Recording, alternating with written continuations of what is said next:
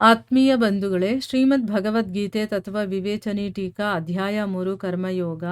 ಇದರಿಂದ ನಾವು 33ನೇ ಶ್ಲೋಕವನ್ನು ತಿಳ್ಕೊಳ್ತಾ ಇದ್ವಿ.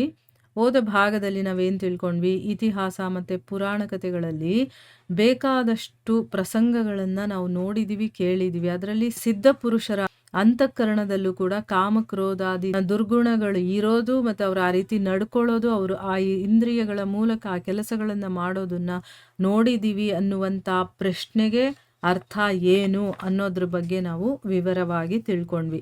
ಈಗ ಪ್ರಶ್ನೆ ಏನು ಅಂತಂದರೆ, ಮತ್ತೆ ಇದರಲ್ಲಿ ಯಾರ ಹಠವು ಏನು ಮಾಡೀತು ಅಂತ ಹೇಳಿದಾರಲ್ಲ, ಅದಕ್ಕೆ ಅರ್ಥ ಏನು ಅಂತ ಪ್ರಶ್ನೆ.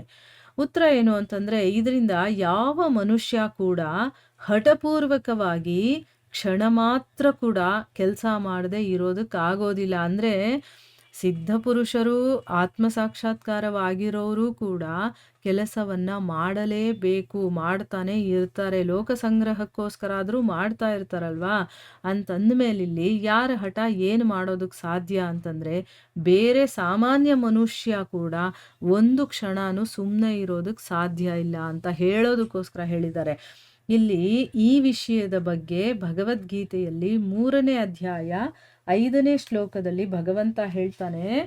ಯಾವುದದು ಶ್ಲೋಕ ಅಂತಂದರೆ, ನಹಿ ಕಶ್ಚಿತ್ ಕ್ಷಣಮಪಿ ಜಾತು ತಿಷ್ಠತ್ಯ ಕರ್ಮಕೃತ್ ಅನ್ನುವಂಥ ಶ್ಲೋಕ. ಅದರಲ್ಲಿ ಹೇಳ್ತಾನೆ, ಪ್ರಕೃತಿಯಿಂದ ಬಂದ ಗುಣಗಳಿಗೆ ಅನುಗುಣವಾಗಿ ಕರ್ಮವನ್ನು ಪ್ರತಿಯೊಬ್ಬರು ಕೂಡ ಮಾಡಲೇಬೇಕು. ಅದಕ್ಕೋಸ್ಕರನೇ ಯಾರು ಒಂದು ಕ್ಷಣವಾದರೂ ಕೂಡ ಏನೂ ಮಾಡದೆ ಸುಮ್ಮನೆ ಇರೋದಕ್ಕೆ ಸಾಧ್ಯನೇ ಇಲ್ಲ ಅಂತ ಭಗವಂತ ಹೇಳಿದಾನೆ ಸ್ವಯಂ.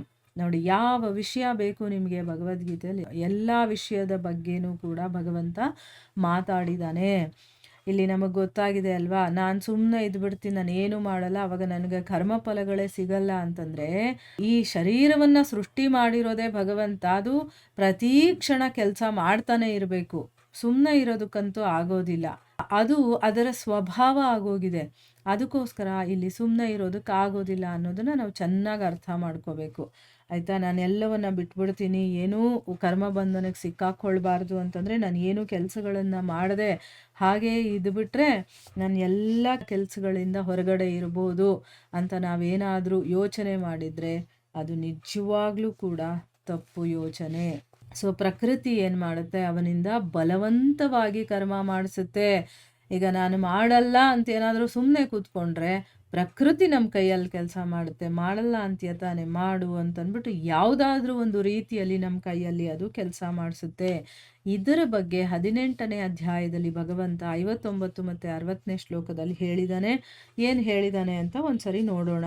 ಯದಹಂಕಾರ ಮಾಶ್ರಿತ್ಯ ಯೋತ್ಸ್ಯ ಇತಿ ಮನ್ಯಸೆ ಅಂತ ಒಂದು ಶ್ಲೋಕ ಬರುತ್ತಲ್ಲ, ಅದು. ಅದರಲ್ಲಿ ಏನು ಹೇಳಿದ್ದಾನೆ, ನೀನು ನನ್ನ ಆದೇಶದ ಹಾಗೆ ಯುದ್ಧ ಮಾಡದೆ ಹೋದರೆ ತಪ್ಪು ದಾರಿ ಹಿಡಿತೀಯಾ, ನಿನ್ನ ಪ್ರಕೃತಿಗೆ ಅನುಗುಣವಾಗಿ ನೀನು ಯುದ್ಧದಲ್ಲಿ ತೊಡಗಲೇಬೇಕಾಗತ್ತೆ ಅಂತ ಹೇಳ್ತಾ ಇದ್ದಾನೆ. ಈಗ ಭಗವಂತ ಸ್ವಯಂ ಅಲ್ಲಿ ಹೇಳ್ತಾ ಇದ್ದಾನೆ, ನೀನು ಯುದ್ಧ ಮಾಡು, ನಾನು ಹೇಳ್ದಾಗ ಕೇಳು ಅಂತಂದ್ಬಿಟ್ಟು.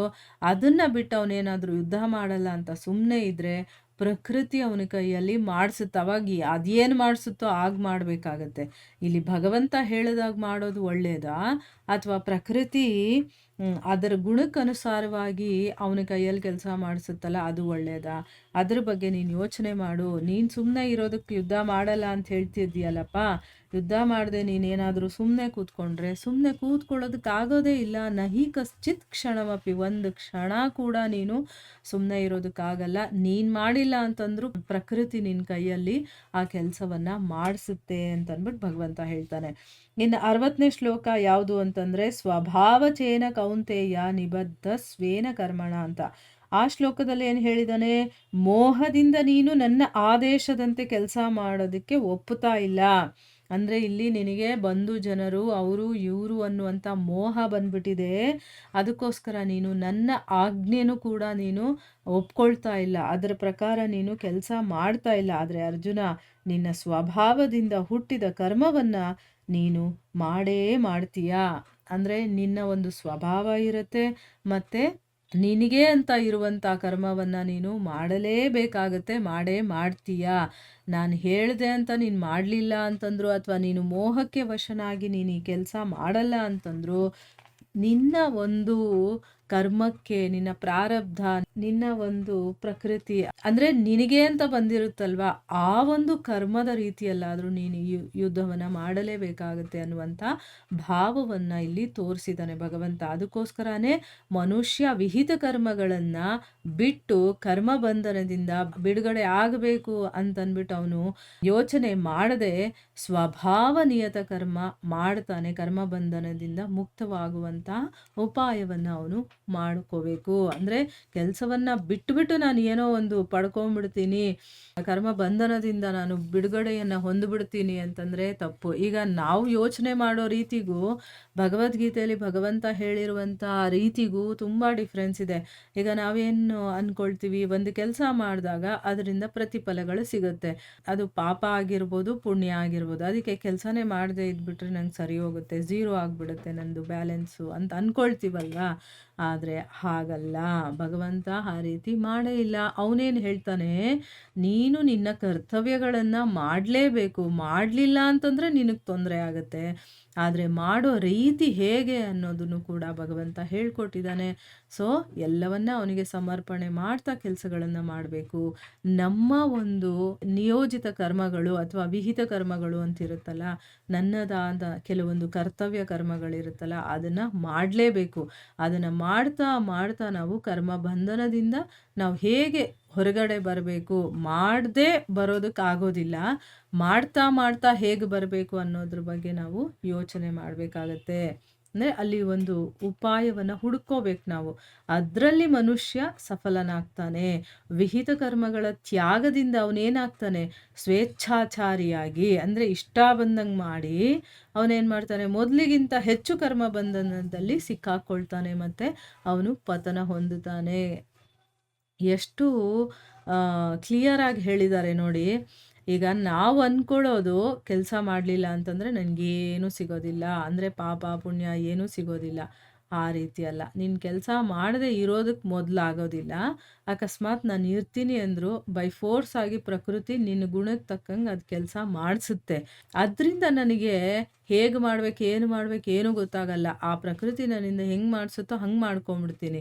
ಆದರೆ ನಾನೇ ಯೋಚನೆ ಮಾಡಿ ನಾನು ಭಗವಂತನಿಗೆ ಹತ್ತಿರ ಆಗಬೇಕು ಅಂದರೆ ಯಾವ ರೀತಿಯ ಕೆಲಸಗಳನ್ನು ಮಾಡಬೇಕು, ನನ್ನ ವಿಹಿತ ಕರ್ಮಗಳೇನಿದೆ ಅದನ್ನು ಯಾವ ರೀತಿ ಮಾಡಬೇಕು, ಈ ರೀತಿ ಎಲ್ಲ ನಾವು ಒಂದು ಪ್ಲ್ಯಾನ್ ಮಾಡಿಕೊಂಡು ನಮ್ಮ ಒಂದು ಕರ್ತವ್ಯ ಕರ್ಮಗಳನ್ನು ಬಿಡದೆ ಅದನ್ನು ಮಾಡ್ಕೊಂಡು ಹೋಗ್ಬೇಕು. ಬಿಟ್ಟರೆ ಏನಾಗುತ್ತೆ, ಹೇಗೋ ಏನೋ ಒಂದು ಕೆಲಸನ ಮಾಡ್ಕೊಂಡು ಹೋಗ್ತೀವಿ. ಅಂದರೆ ನಾವು ಮುಂಚೆಗಿಂತ ಇನ್ನೂ ಕೆಳಮಟ್ಟಕ್ಕೆ ಇಳಿದು ಬಿಡ್ತೀವಿ. ಅದಕ್ಕೋಸ್ಕರ ನಾವು ಎಲ್ಲಿದ್ದೀವೋ ಅಲ್ಲೇ ನಮ್ಮ ಸಾಧನೆಯನ್ನು ಮಾಡಿಕೊಂಡು, ನನ್ನ ಕರ್ತವ್ಯ ಕರ್ಮಗಳನ್ನೆಲ್ಲ ಮಾಡಿಕೊಂಡು ಇನ್ನೂ ಉನ್ನತ ಮಟ್ಟಕ್ಕೆ ಹೋಗೋದಕ್ಕೆ ನಾನು ಏನು ಮಾಡಬೇಕು ಅದರ ಬಗ್ಗೆ ನಾವು ಯೋಚನೆ ಮಾಡಿ ಕೆಲಸಗಳನ್ನು ಮಾಡಬೇಕು ಅಂತಂದ್ಬಿಟ್ಟು ಇಲ್ಲಿ ಹೇಳ್ತಾ ಇರೋದು. ಇಲ್ಲಿಗೆ ನಾವು ನಿಲ್ಲಿಸೋಣ. ಹರೇ ಕೃಷ್ಣ.